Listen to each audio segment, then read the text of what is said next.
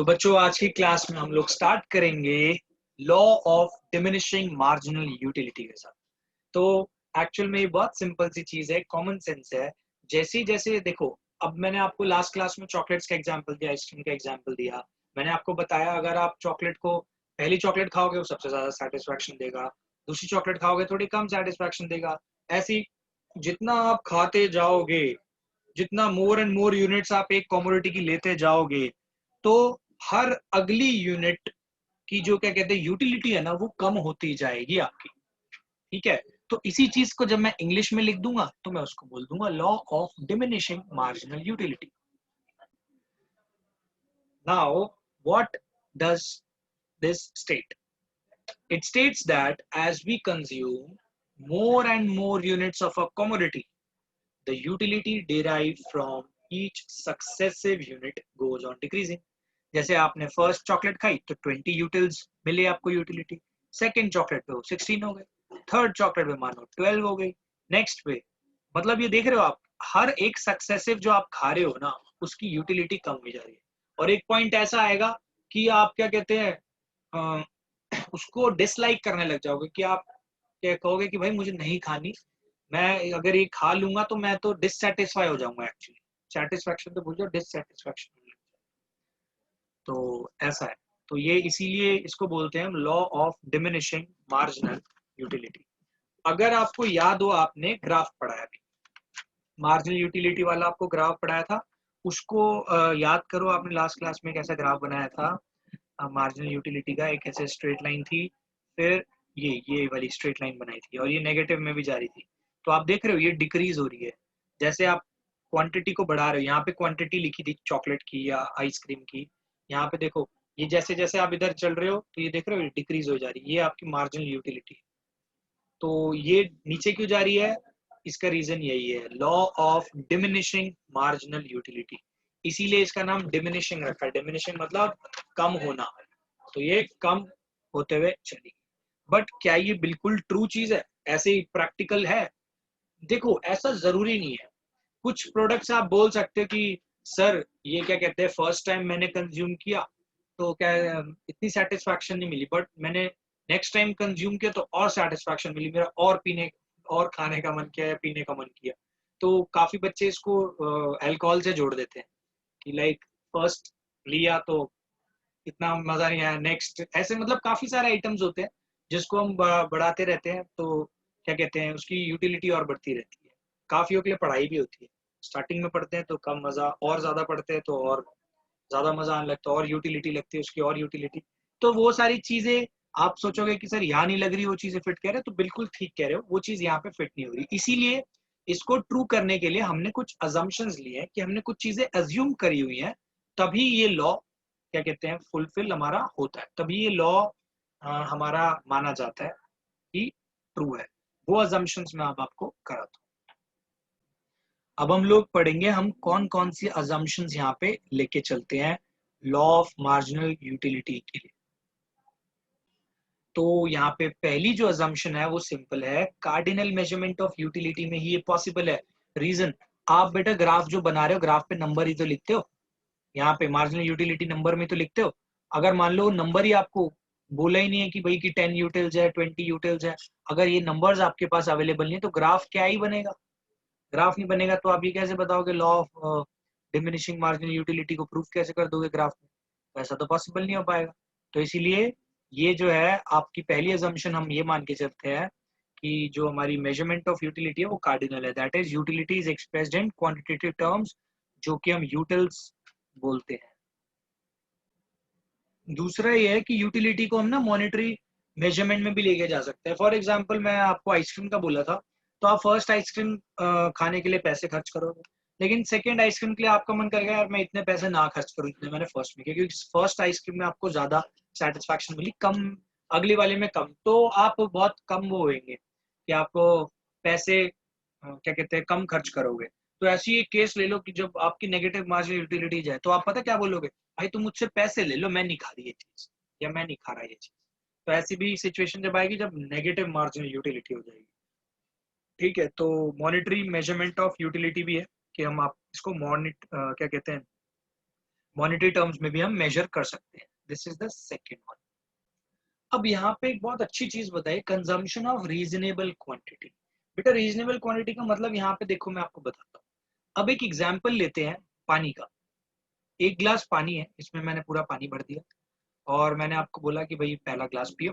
तो आपको मैक्सिमम, आप प्यासे हो, मान लो आप बहुत प्यासे हो, तो ये आपको मैक्सिमम सेटिस्फैक्शन देगा ग्लास, ठीक है, पानी का। फिर मैं आपको कहूंगा दूसरा ग्लास भी पी लो, तो दूसरे ग्लास में क्या कहते हैं, थोड़ी सी कम मिलेगी, लेस थोड़ी सी।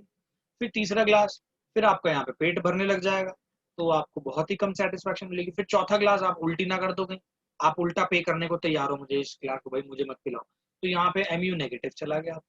तो एक्चुअल में ये एक रीजनेबल क्वांटिटी दे रहा था। बट अब एक केस ले लो एक स्पून का। यहाँ पे मैंने आपको एक, आप बहुत प्यासे हो और मैंने आपको एक चम्मच पानी दे दिया।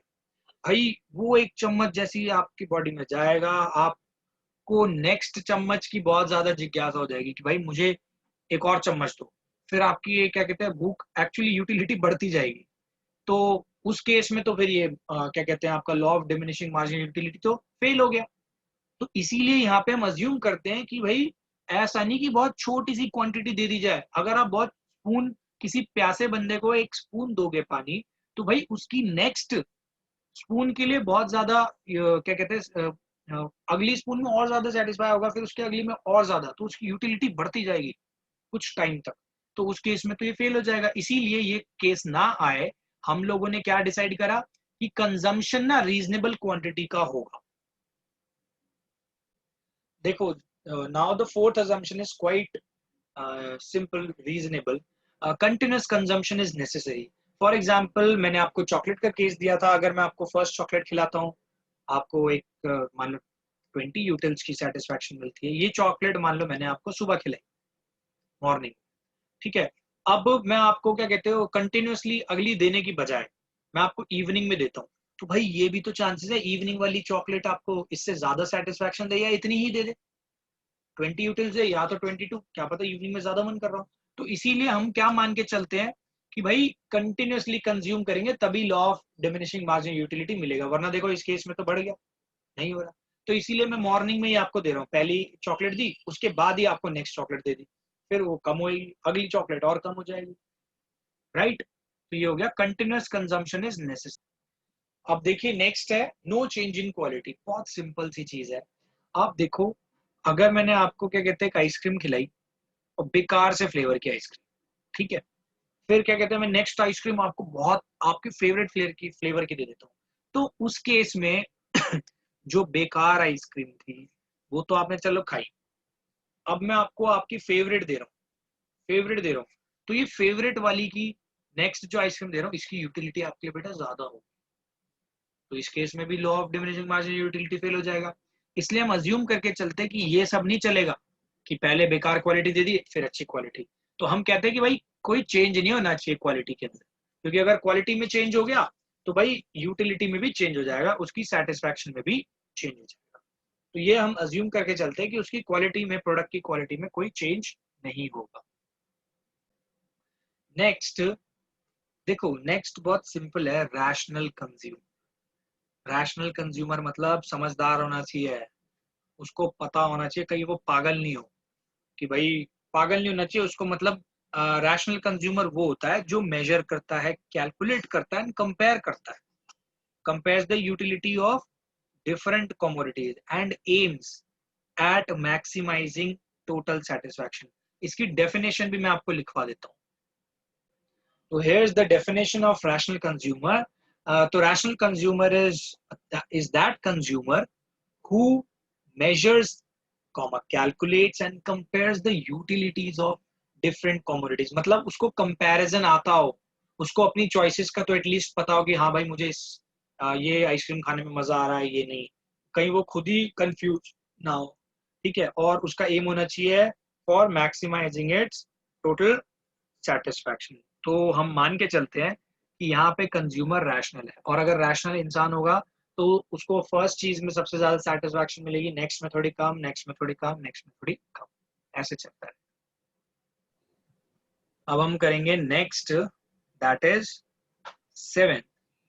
सेवेंथ है इसमें इंडिपेंडेंट। Sir independent utilities. तो अकॉर्डिंग टू दिस यहाँ पे देखो हम क्या बोल रहे हैं, सेवेंथ कंडीशन ये है कि इंडिपेंडेंट यूटिलिटीज होनी चाहिए। ठीक है, जैसे मैं एक एग्जांपल देता हूँ कि जैसे चॉकलेट खाने की बात हो गई, तो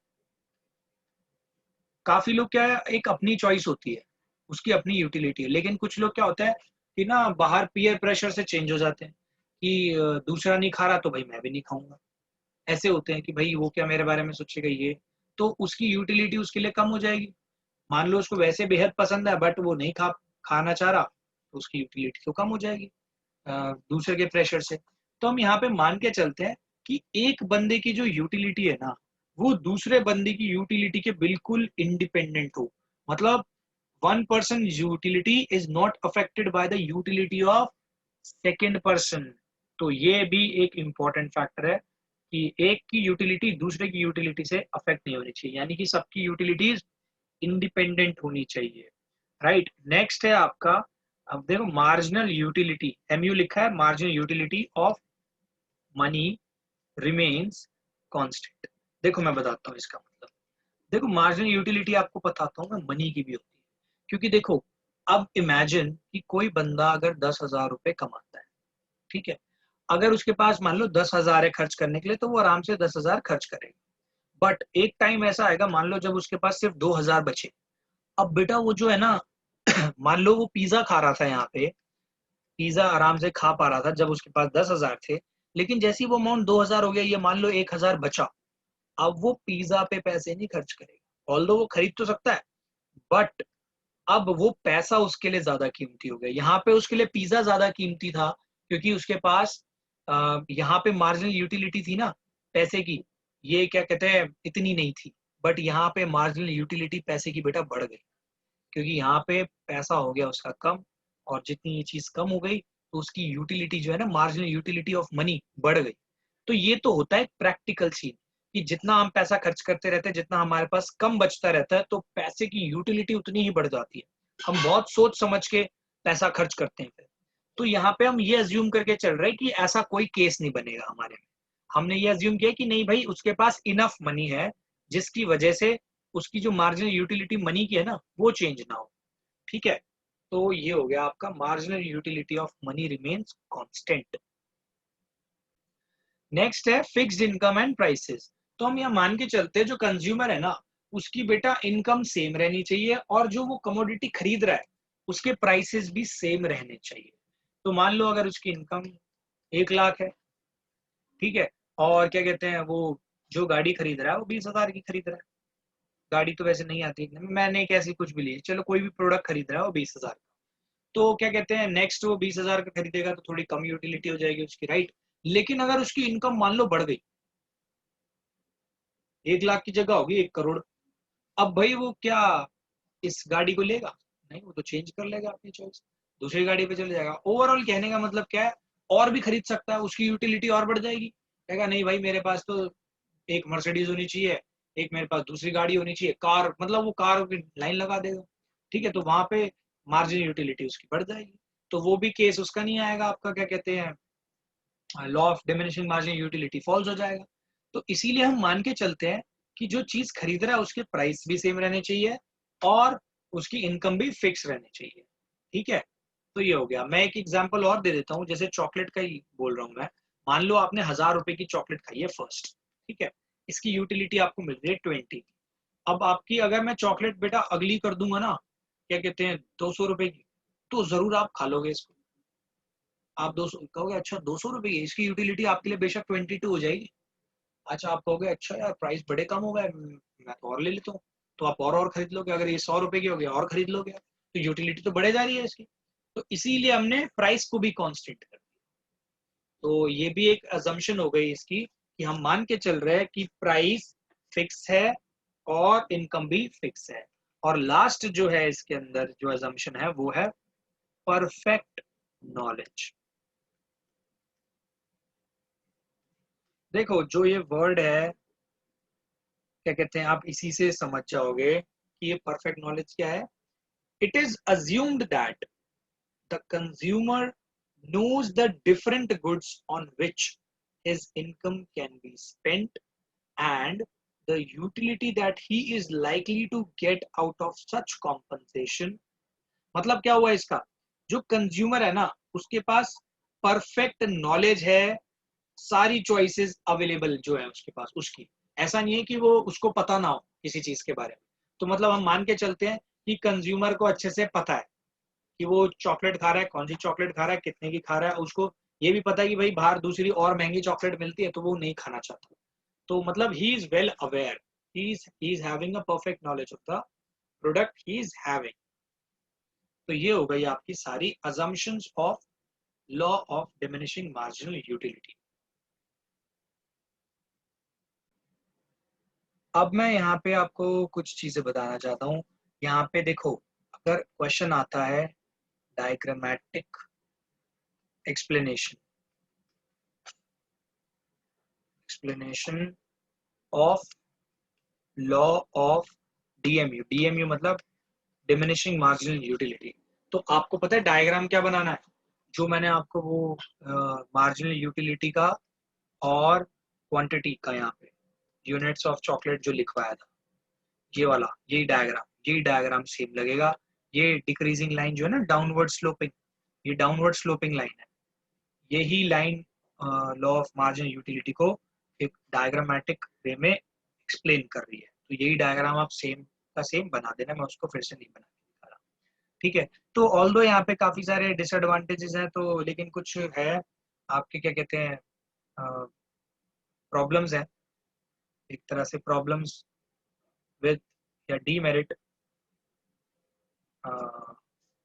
अगेंस्ट है, actually against diminishing margin utility. इस लॉ के अगेंस्ट कुछ चीजें हैं, जैसे कि ये भी हो सकता है कि एमयू में इंक्रीज इनिशियली। देखो किसी किसी case according to this law ना, आप देखोगे कि एमयू डिक्रीज ही हो जा रहा है कंटिन्यूसली इनिशियली। तो क्या कहते हैं, एमयू में इंक्रीज इनिशियली। देखो जैसे एग्जांपल, कोई बहुत प्यासा बंदा है, बहुत ज्यादा प्यासा है, अगर वो फर्स्ट ग्लास पिएगा ना पानी का, तो क्या कहते हैं उसकी थोड़ी सी प्यास बुझेगी, बट वो सेकंड ग्लास और मांगेगा कि भाई मुझे और पानी चाहिए। तो ऐसे केसेस होते हैं, सिचुएशंस ऐसी होती है कि भाई फर्स्ट से ज्यादा सेटिस्फैक्शन सेकंड क्लास में मिलती है, फिर थर्ड में भी बेशक उसको क्या पता और प्यास लगे थर्ड में मिल जाए, फिर एक टाइम आएगा कि क्या कहते हैं फिर वो नीचे जाएगी, यानी कि इनिशियली ऊपर जा सकती है फिर नीचे। तो यहाँ पे डीएमयू में ये केस को कंसिडर नहीं करते, तो एक तरह से ये अगेंस्ट हो गया कि भाई ऐसा भी तो हो सकता है। फिर इसके बाद एक इंपॉर्टेंट जो बात है, no indication, no indication about rate of fall in MU.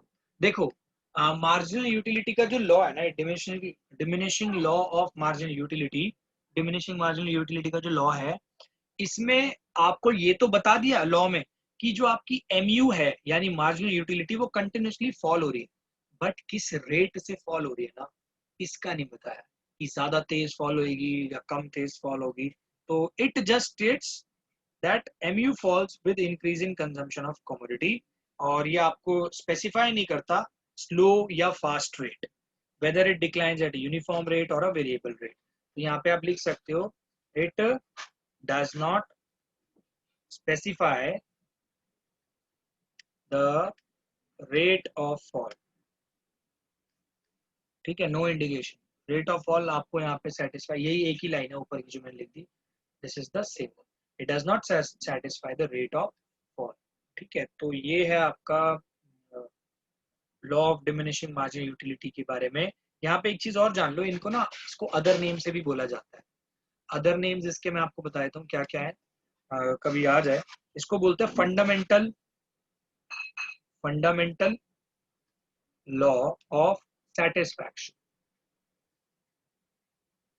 Fundamental law of satisfaction भी बोला जाता है, या फंडामेंटल साइकोलॉजिकल लॉ भी बोला जाता है, फंडामेंटल